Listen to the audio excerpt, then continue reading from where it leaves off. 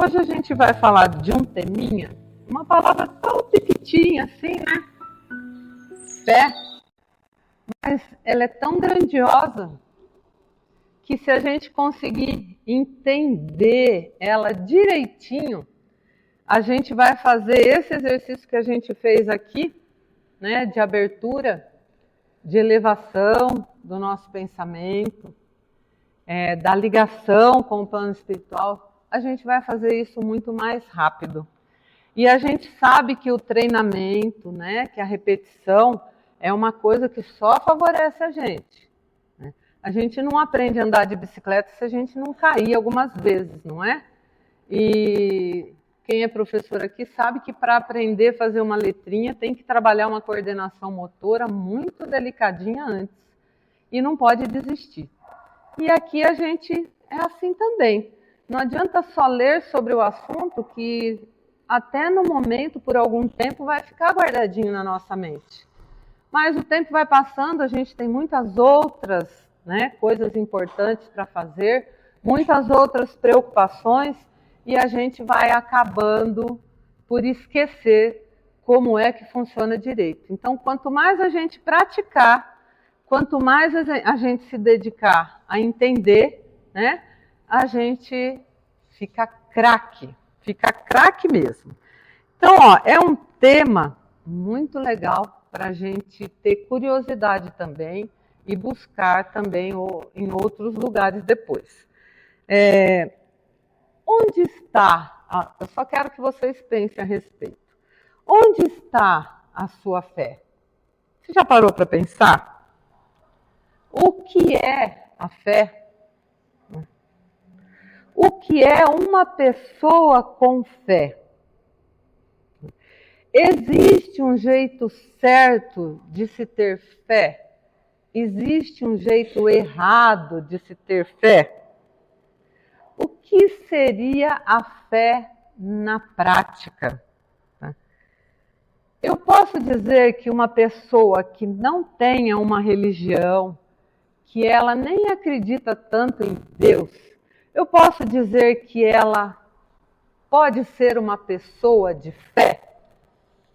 A gente já parou para pensar sobre, né, esses questionamentos?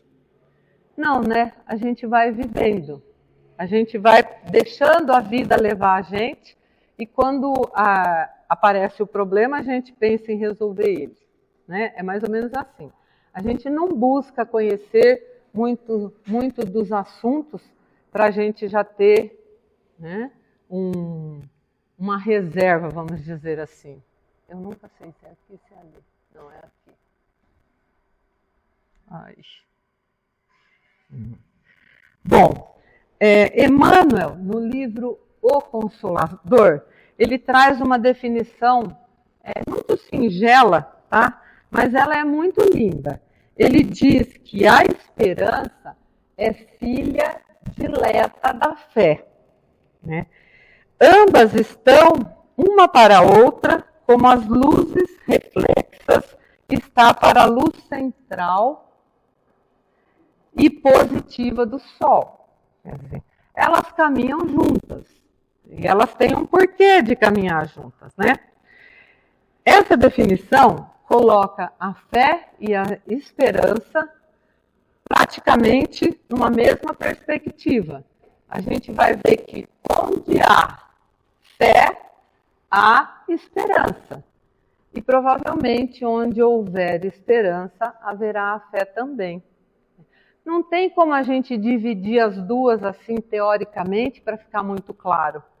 Porque uma é um pouco mais forte, o outra é um pouco menos forte, vamos dizer assim, né? E tanto que isso é tão importante, tá, para a gente, que a gente não consegue acordar sem ter esperança. A gente não consegue fazer nada na vida sem ter esperança. Se a gente não tiver esperança em alguma coisa, em conquistar algo, em criar algo, em reproduzir algo, a gente não sai da cama mesmo. A gente vai ficar lá quietinha. Então a esperança é a força motriz, tá certo? Da nossa vida. o que nos leva a seguir em frente e querer superar os obstáculos, querer vencer todas as circunstâncias, seja ela qual for, tá certo? Aí vem lá o nosso amigo Gilberto Gil e faz uma música, né? Andar com fé. E ele diz que andar com fé, como que é o resto? Andar com fé eu vou, que a fé não costuma falhar. Ou seja, para tudo que você for fazer, como a gente disse aqui, se você não tiver fé, nada acontece, tá certo? E ele diz ele explica na música dele a definição de fé para ele. Olha lá onde ele encontra a fé. Está na mulher, na cobra coral, num pedaço de pão, na maré, na lâmina de um punhal, na luz, na escuridão.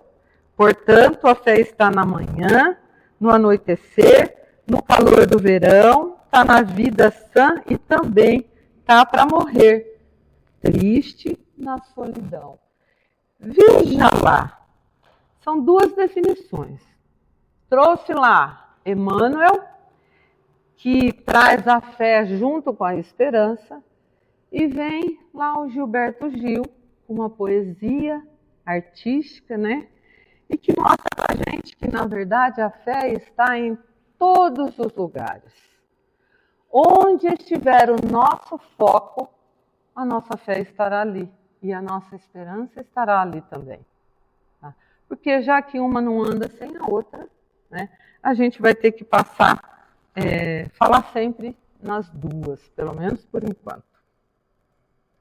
A doutrina espírita, ela trabalha numa perspectiva de fé raciocinada. Eu acho que vocês já ouviram falar sobre esse assunto, né?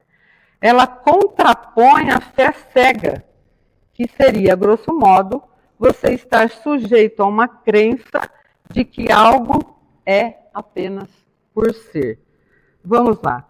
A fé cega simplesmente é uma fé, tá? Ela não tem explicação, ela não te dá oportunidade de você questionar. Ela é. Tá? Então a gente não tem interpretação e nem explicação lógica. Ela é. Quem tem a fé cega, ela simplesmente é. Por que que é? Porque é. Não tem muitas coisas que a gente fala não para os filhos e os filhos vêm questionar e a gente fala assim, não. Mas por que não, pai? Por que não, uai? Né? A fé cega é mais ou menos assim. É só porque ela é. Mas esse tipo, o que acontece com esse tipo de fé cega?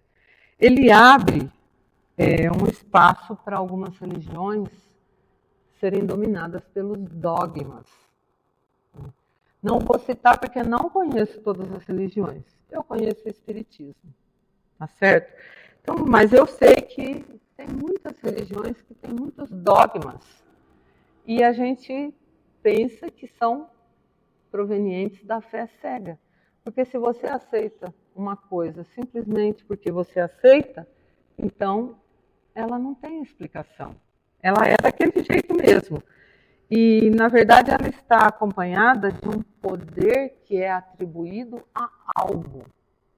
Por exemplo, tem lugares que tem muitos rituais, muitas imagens, tem cantigas, tem velas, tem adornos, né? Tem incensos e por aí afora.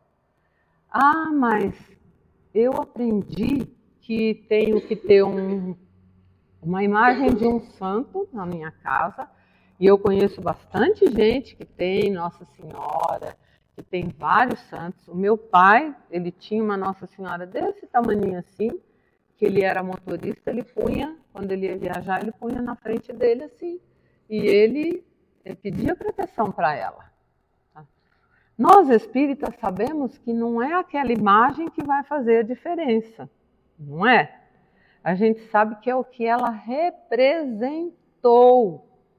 Porque há um tempo atrás, ela foi uma pessoa que fez muito bem para muita gente.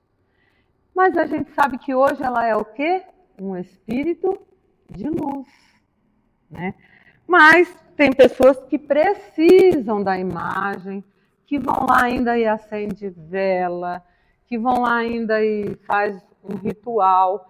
Isso é de cada um, gente. Tá? Não há necessidade. Nós estamos aqui falando de fé cega e de fé raciocinada. Tá? Se você acredita e se você só faz, né? Entenda bem que a fé que a gente prega tanto aqui na doutrina espírita, ela é raciocinada. Porque você tem a oportunidade de questionar, de entender e de aceitar. Tá certo? Onde se manifesta a fé, não pode ter dúvidas. Tá? Eu não posso me privar de questionar alguma coisa em relação a isso. E onde tem muitos dogmas, eles não dão explicações. É assim e é assim. Tá certo? Essa é a diferença da fé raciocinada e da fé cega. Tá bom? Na fé cega, a gente não tem possibilidade de questionar e de entender algumas coisas. Tá bom?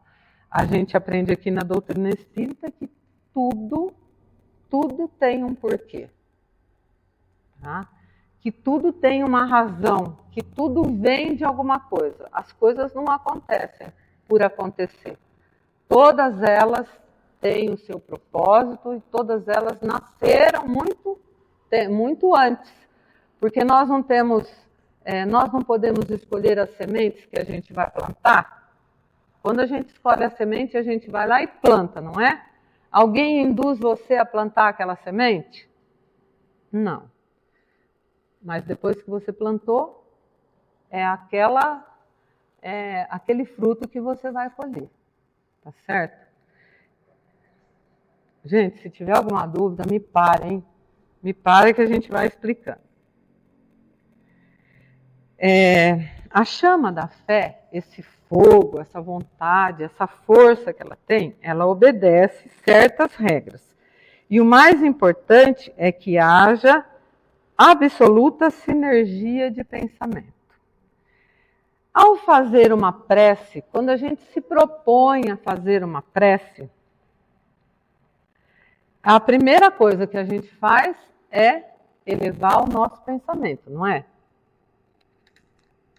Porque nós vamos fazer prece para quem? Eu posso fazer uma prece pedindo pela Cris, mas eu tenho que endereçar essa prece ao alto. Eu tenho que endereçar essa prece a Deus. Tá? Ele tem quem trabalha por ele. E esse quem trabalha com ele, a gente não sabe, são os espíritos de luz. Então eu não posso ficar aqui pensando assim, eu vou pensar nesse espírito de luz para fazer a minha prece para ele, pedir para ele levar para o superior dele, que vai levar para não sei onde, que vai levar para Deus. Eu tenho que direcionar a minha prece para ele, que é o meu Pai, ou para Jesus, que é o nosso companheiro aqui dessa terra. Então é o Espírito que cuida da gente, que conhece tudo, que faz tudo. Agora, os responsáveis em fazer esse caminho acontecer, o primeiro somos nós. Porque se eu chegar aqui e fazer uma prece assim, gente, vamos fazer uma prece. Pai nosso, amém. O que foi que eu tirei dessa prece? Nada. Eu posso até fazer mais delicada. Pai nosso que estás no céu. Eu posso recitar essa prece, que vai ficar linda, pode ser até que alguém se toque, né? Com a maneira com que eu estou fazendo. Mas eu não vou tocar o coração e nem alcançar o meu objetivo se eu fizer essa prece de forma metódica, recitada, sem saber o significado do que eu estou pedindo. O Pai Nosso é tão curtinho. Tá? Às vezes a gente vai em palestras de alto gabarito e vai uma pessoa lá na frente e ela fica tão preocupada em fazer a abertura, então ela fala, ela floreia, usa palavras difíceis, complicadas. Será que ela está certa ou ela está errada? Vai depender da maneira com que ela estiver fazendo essa ligação. Ela pode estar com a maior boa intenção e ela por si estar conseguindo se ligar com as esferas superiores. Mas se eu estiver numa situação dessa, fazendo uma prece para um grupo grande de pessoas que eu não conheço, eu tenho que ser simples, objetiva, como Jesus ensinou. Deus não vai olhar o tamanho da sua prece, não vai olhar quais as palavras que você utilizou para fazer essa prece, Ele vai olhar o seu sentimento. Ele vai olhar como é que você está fazendo para se conectar com o plano superior. Então é a intenção. Tá? Se você tiver a intenção de que Deus te ouça, você tem que ser muito, muito, muito genuíno e ela tem que sair do fundo do seu coração. Ela pode durar 10 segundos, mas ela tem que sair do fundo do seu coração. E tem que ser muito genuína, muito sincera. Sabe por quê?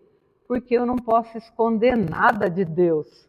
Eu estou fazendo uma prece a Ele pedindo uma coisa, eu não posso pedir aquilo que eu não mereço, eu não posso pedir aquilo que não faz parte da minha vida.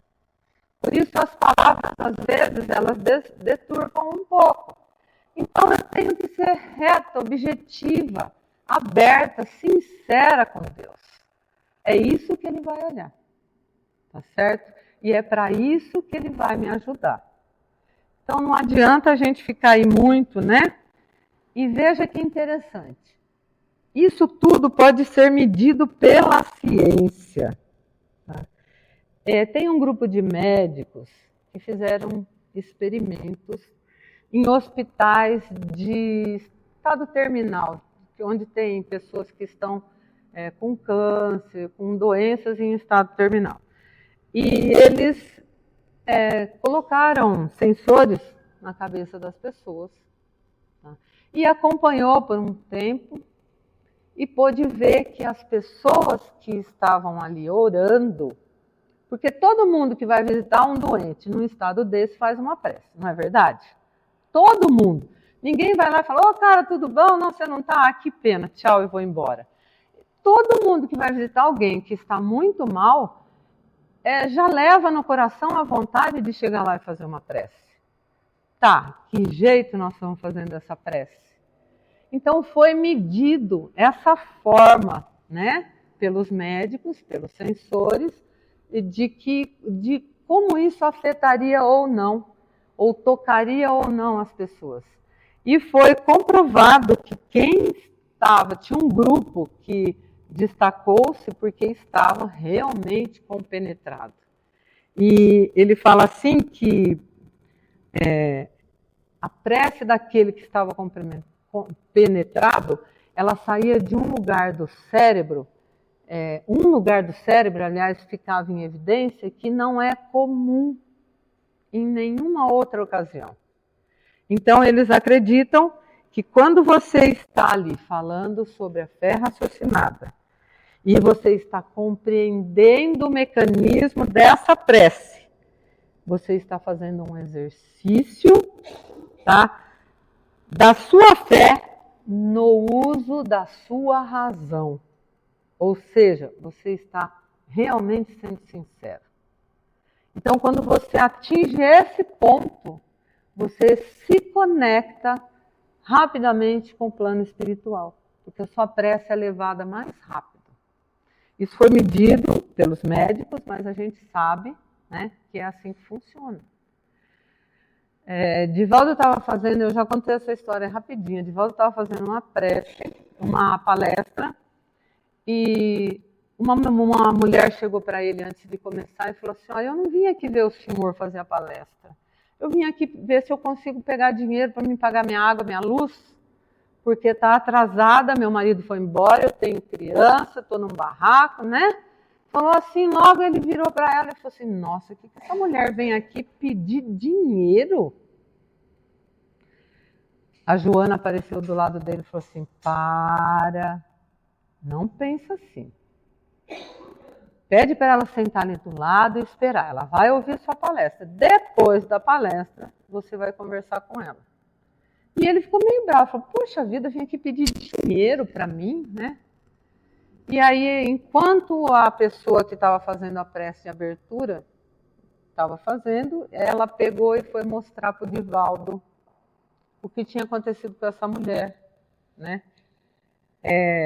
Ela estava numa situação tão triste, que ela ajoelhou no meio do barraco dela, na frente das crianças, e ela fez uma prece tão sentida, tão bem feita, que a prece dela chegou no colo de Jesus. E diz que quando chegou a ele, falou assim, escuta, quem é essa pessoa? E ele olhou e falou assim, quem está mais perto dela para poder ajudar ela do jeito que ela precisa? Era o Divaldo. Então ela foi induzida a ir na palestra e depois que terminou a palestra, ele sempre ganha dinheiro, né? Ele sempre ganha. As pessoas vão e não querem se identificar, então vão enfiando dentro do bolso dele, né? Quando terminou a palestra, ele enfiou a mão no bolso, pôs o dinheiro em cima, o dinheiro era contado o que ela precisava para pagar a conta dela. Então veja, é milagre? Não, é merecimento. Só que olha a força do pensamento que essa mãe teve para conseguir fazer essa prece e acontecer tudo isso. Será que a gente um dia não vai precisar? Será que um dia isso não pode acontecer com a gente também? Pode não ser por dinheiro. Pode ser por uma dádiva para o seu filho, para uma pessoa que você ama. Sabe? Não precisa vir para a gente. Quantas vezes a gente fica muito mais feliz de um filho ou de uma pessoa que a gente ama receber alguma coisa boa na vida? Não é mesmo? Então, olha, uma pessoa em prece muda o seu metabolismo, sua fisionomia, seu batimento cardíaco, sua pressão arterial. Tudo isso falando da fé raciocinada, isso mesmo. Compreendendo o mecanismo, fazendo o exercício da fé, a gente alcança, tá? Pergunta, então o que é a prece? A gente já teve A prece é um recurso muito interessante que a gente consegue fazer a nossa elevação, tá? E a gente, com essa elevação, lembra que eu falei? Não é de uma hora para outra, é treinando, é fazendo todo dia, é buscando todas as ocasiões para você poder fazer esse exercício. Aí você vai treinar a sua espiritualidade. Quando você entrar em vibração para fazer uma prece, automaticamente você vai conseguir. Assim como acontece na casa de quem faz o Evangelho no Lar. O Evangelho no Lar brota essa luz maravilhosa de ligação da nossa casa com o plano espiritual. Tá? E isso vai se fortalecendo a cada reunião que a gente faz. É como se a gente acendesse uma pequena vela e essa vela fosse se ampliando a cada reunião, a cada tempo que passa. A gente já ouviu relatos da espiritualidade que naquele dia o meu Evangelho no Lar é de domingo, 10 horas da noite. Eu imagino assim, já pensou que legal a espiritualidade olhar lá de cima e falar, 10 horas, a casa da Rosângela já tem uma ligação de luz com o plano espiritual. Eu acredito que a cada vez que você amplia isso, essa luz sua vai pegando o seu vizinho, o outro vizinho, as pessoas que você ama, aqueles a quem você pede, né? Todos são favorecidos com isso. A fé faz tudo isso. Ela nos permite viver melhor desta forma, tá? Buscando dentro da gente as forças que a gente tanto precisa. Então, a melhor forma que a gente tem para fazer a nossa prece é buscando essa conexão com um plano maior, tá? Transformando essa conexão numa coisa corriqueira, natural, e que a gente consiga fazer rapidamente, para a gente não ficar perdendo tempo. Porque a gente não pode ficar muito tempo numa coisa só. Se a gente ficar muito tempo, a gente vai estar marcando o passo. E o Espiritismo está mostrando para a gente que a gente tem que dar uma acelerada. A gente já perdeu muito tempo, a gente está na hora de... Tá? Então, aquela pessoa que só recita a prece, aquela pessoa que faz por obrigação, por ritual, né, por medo, o que acontece? Não acontece. Tá? A prece não acontece.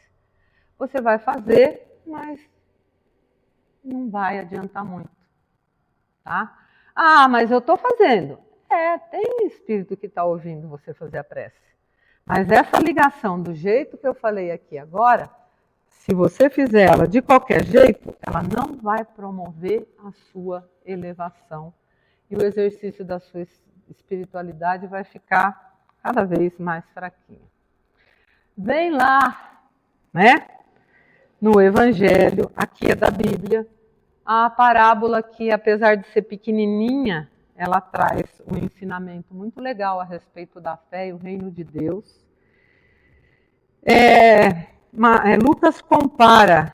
Jesus compara o reino de Deus com um grão de mostarda. Ali do lado, eu ampliei, são a sementinha, né, da mostarda. Ela mede ali 1,5 milímetros. É 1,5 milímetros. Quando você planta, ela germina, ela cresce, ela chega a uma árvore de 3 metros de altura. Olha que legal. E Jesus usou a mostarda. Por que ele usou a mostarda? Se você colocar a semente de mostarda na boca, ela é super ardida, não igual pimenta, mas ela é muito picante. Então te dá um choque no seu paladar, né? Então ele comparou lá que o reino de Deus é igual um grão de mostarda. Os apóstolos pedem a Jesus que aumente a fé deles. Jesus foi categórico e respondeu: se vocês tiverem fé do tamanho de uma semente de mostarda, poderão dizer a esta moreira: arranca-se daqui e planta-se no mar. Ou ao monte, né? Que esse monte saia daqui e vá para outro lugar. Ninguém está falando aí em tamanho. Mas se a gente for pensar no tamanho, né, a nossa fé seria um grão de mostarda? A gente tem que trabalhar para que não, né? Ela pode começar pequenininha, mas ela tem que começar pequenininha forte. Ela tem que começar pequenininha sendo transparente, tendo certeza, convicção, brotando lá do fundo do nosso coração. Porque a intenção nossa é fazer com que esse grãozinho da nossa fé aconteça o mesmo que acontece com a árvore da mostarda, que ela amplie. Então a gente não está falando do tamanho do grãozinho, que deve ser bem pequenininho mesmo. A gente está falando da extensão, né, que pode ser alcançada se a nossa fé for bem trabalhada. O apóstolo Paulo nos ensina que a fé é a certeza daquilo que esperamos e a prova das coisas que não vemos. E sem fé é impossível agradar a Deus.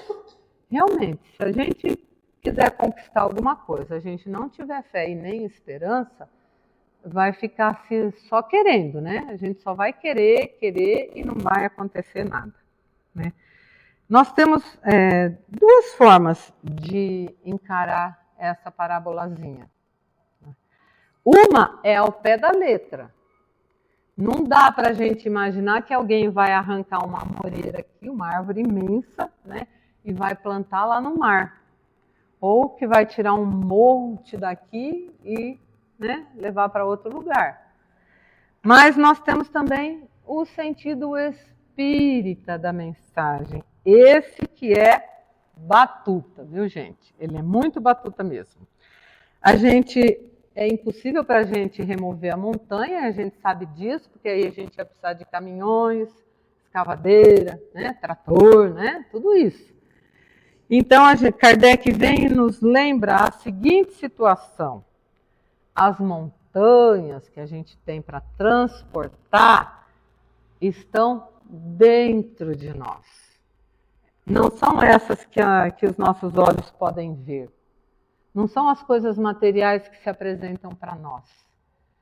Essas montanhas, essas coisas que a gente precisa transportar, são as nossas dificuldades, as nossas resistências, a nossa má vontade, o nosso preconceito, aquele interesse material que a gente tem, que a gente não consegue se desvencilhar dele. São o egoísmo, aquela cegueira do fanatismo, tá? São as paixões que a gente planta dentro do nosso coração. Essas são as montanhas que nós temos que afastar, remover. Ah, mas é só pegar e jogar fora? A gente sabe que não, tá? A gente sabe que não. Porque isso daqui seria fazer a nossa reforma íntima.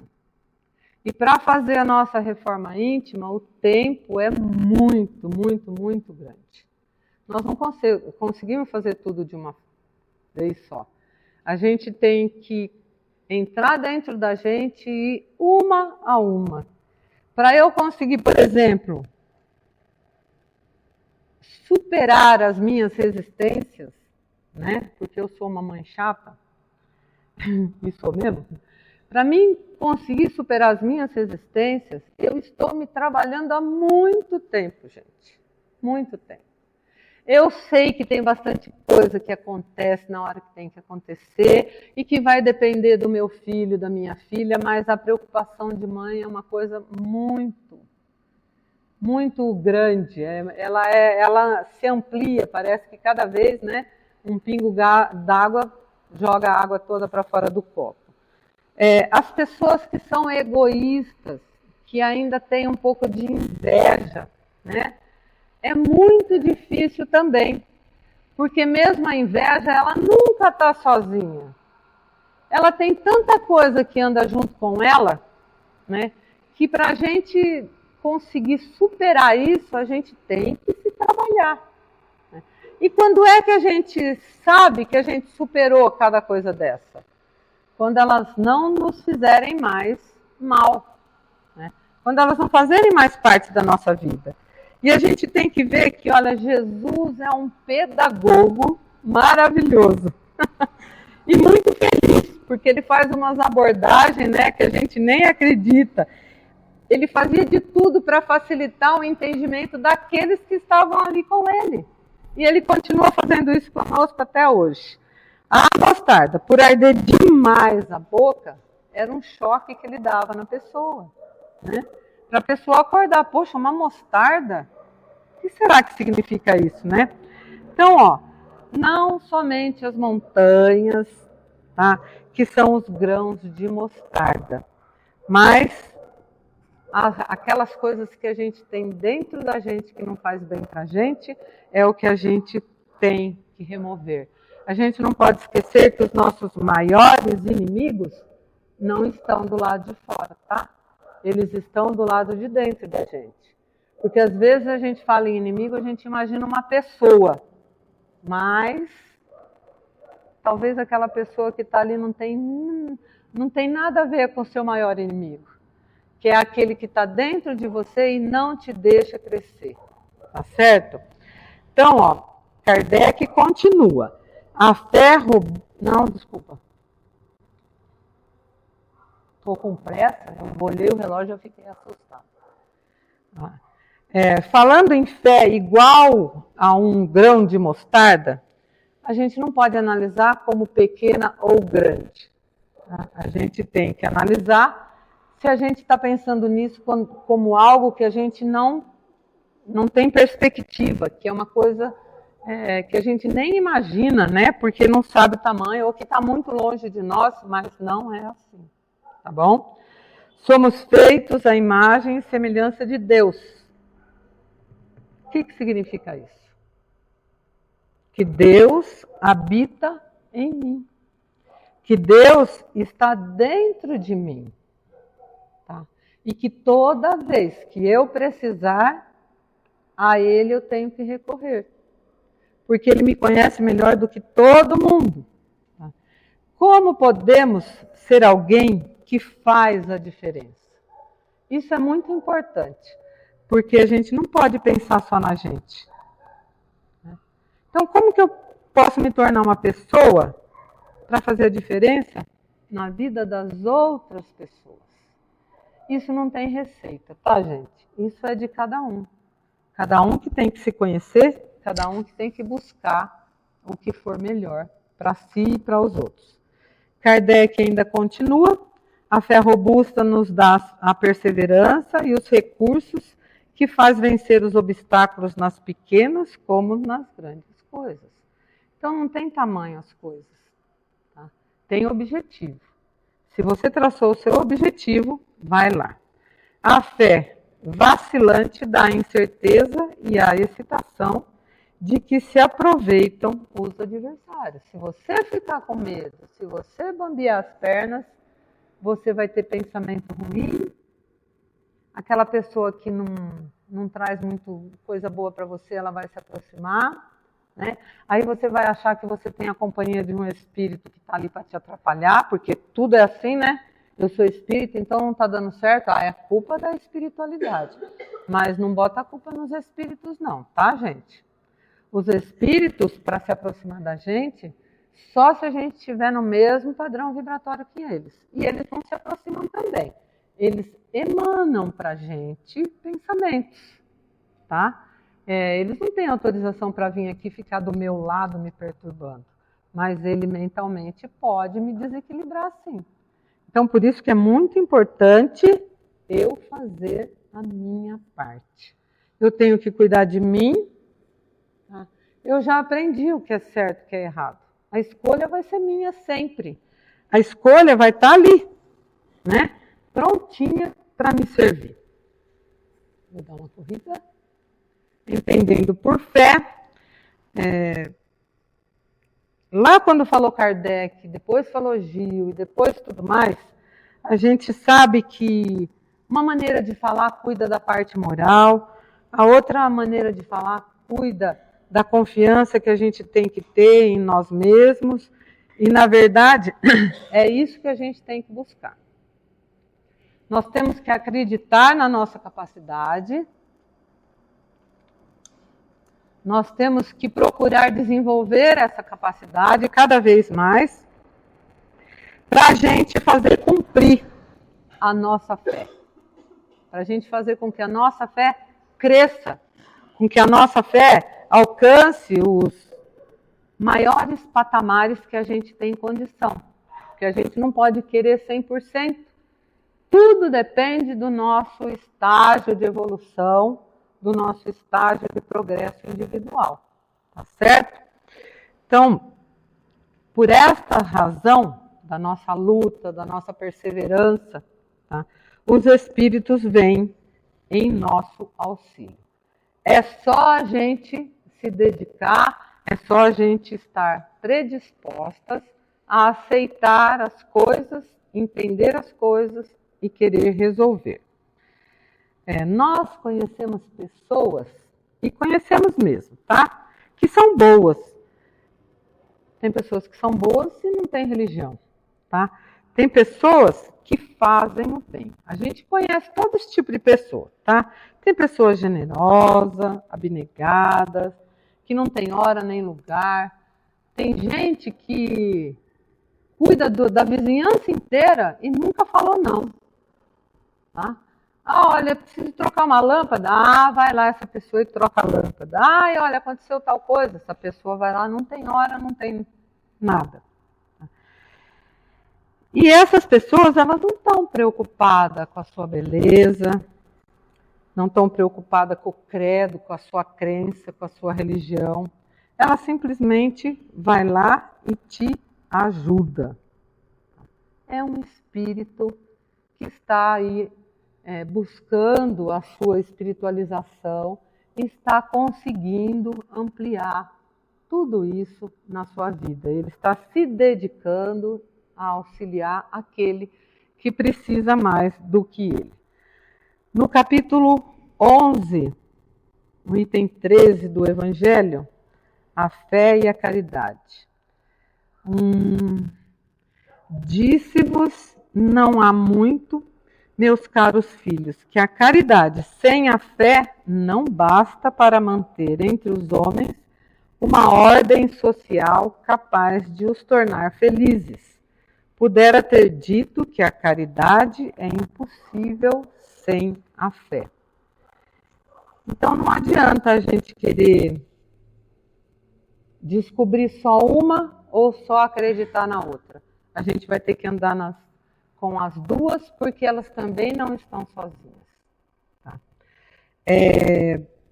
Paulo, ele fala assim que existem 3 virtudes das quais a gente não pode abrir mão. E ele coloca lá a fé, a esperança e a caridade. E se a gente for ver os ensinamentos do Mestre Jesus, ele diz lá que fora da caridade não há salvação. Tá? Então isso, olha, a gente tem que levar isso com muita delicadeza para o nosso coração. Porque nada é muito difícil. O problema é a gente começar. A gente tem que dar aí o primeiro passo, a gente tem que procurar coisas melhores a cada dia no nosso dia a dia. Tá? E como somos nós no nosso dia a dia? Temos dias bons e ruins, fáceis e difíceis. Às vezes sentimos que a gente foi esquecido, né? Ou que a gente não consegue se conectar com as coisas positivas. Tem dia que se a gente for bater um bolo, a massa cresce, abaixa e queima tudo. Então ninguém está bem todos os dias. Ninguém é a mesma pessoa todos os dias. Por isso, Jesus pede, orai e vigiai. O dia que a gente não estiver muito bem, a gente tem que se conscientizar disso e procurar parar, pensar, fazer uma leitura edificante, tentar restabelecer a harmonia dentro da gente. Mas as mensagens nos dizem que caridade é o exercício do amor altruísta que alimenta a nossa fé na vida e a alegria de servir. A coragem que a gente tem que ter é muito grande, tá? A gente muitas vezes tem que esquecer da gente para acudir os outros, tá? Mas se a gente não tiver equilibrado, harmonizado, a gente não vai conseguir acudir ninguém. Então, volto lá, orai e vigiai.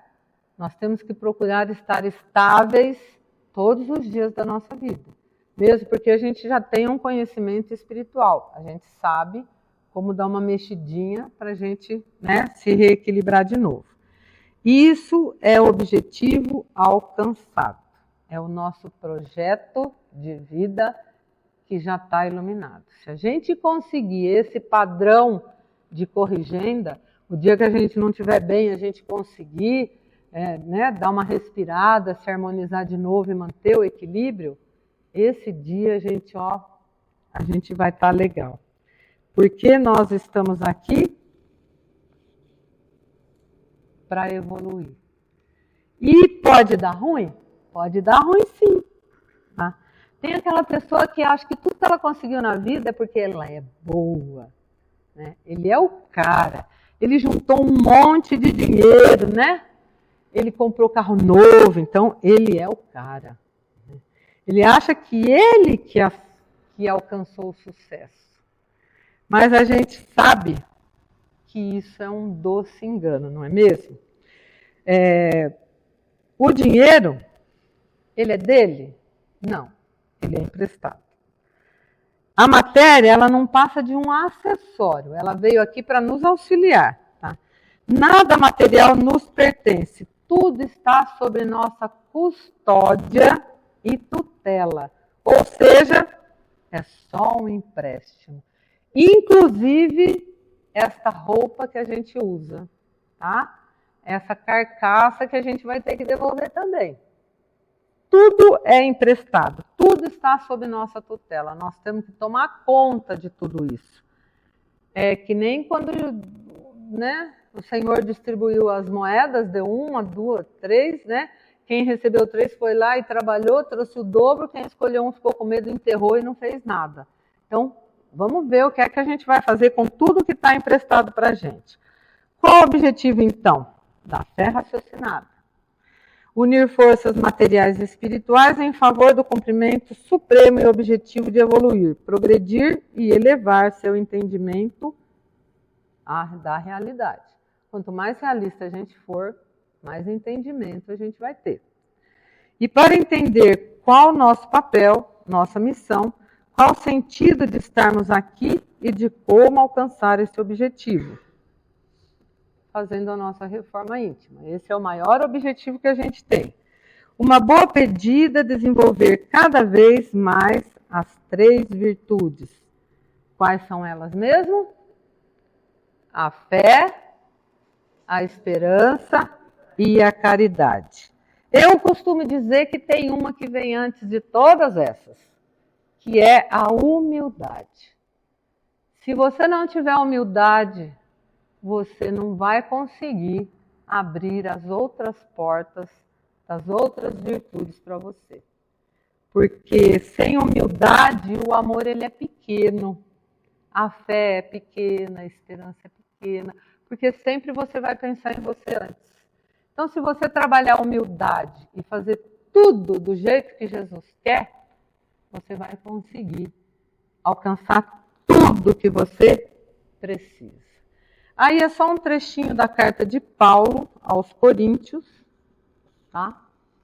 Que diz lá ainda, depois que ele se converteu, hein? Ele veio e tomou ciência do que ele era de verdade.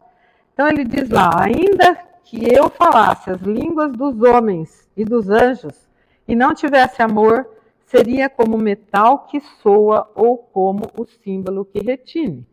E ainda que tivesse o dom da profecia e conhecesse todos os mistérios e toda a ciência, e ainda que tivesse toda a fé, de maneira tal que transportasse os montes, e não tivesse amor, nada seria.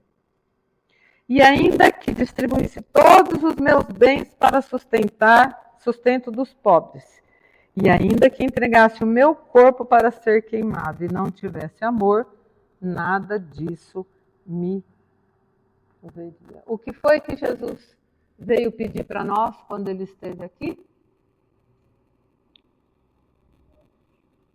Por acaso ele veio aqui modificar as leis que Moisés tinha feito? Não. Quando perguntaram para ele se ele ia fazer isso, o que ele fez? O que ele respondeu? Ele falou que não, que ele tinha vindo só fazer cumprir. Mas toda a existência de Jesus, todos os seus ensinamentos, tudo que ele deixou para a gente, de todos das suas parábolas, ele pediu que nós, é o primeiro mandamento, amássemos a Deus, isso, ao próximo e a nós mesmos. Jesus só falou de amor. Se ele só falou de amor, a gente tem que acordar, porque sem o amor a gente não vai conseguir nada, tá certo? Então vamos fazer o que Jesus pediu, vamos aprender a amar as pessoas do jeito que elas são, com todos os defeitos. Se ela é bonita, feia aos olhos de uma outra pessoa, isso não importa. Vamos aprender a amar de forma ampla, sem medo. Tem gente que não ama porque fala, se eu amar demais e depois ele não me ama, eu vou sofrer. Não, amor é doação. Se eu estiver esperando algo em troca, não é amor. Então vamos deixar o amor brotar da gente para tudo que a gente for fazer. Se vocês fizerem isso, faz um teste. Pega uma coisa e faz ela com amor. E depois analisa o resultado. Vocês vão ver que fazendo com amor ela fica mais bonita, ela fica mais colorida. Se você puder distribuir tudo isso para todas as pessoas por onde você passar, você vai ver que os ambientes que você vai viver vai ser mais equilibrado, com muito mais harmonia, paz, e a gente vai ter aí um pedacinho a mais do nosso progresso explicadinho para a gente. Então vamos amar de todo o coração, tá? Aquele abraço gostoso que você dá numa pessoa que você ama de verdade é diferente do que aquela pessoa que você vem e faz só assim nas costas, não é? Então, ó, vamos começar a amar de todas as formas, de todos os jeitos, incondicionalmente. Tá certo? Obrigada por terem vindo.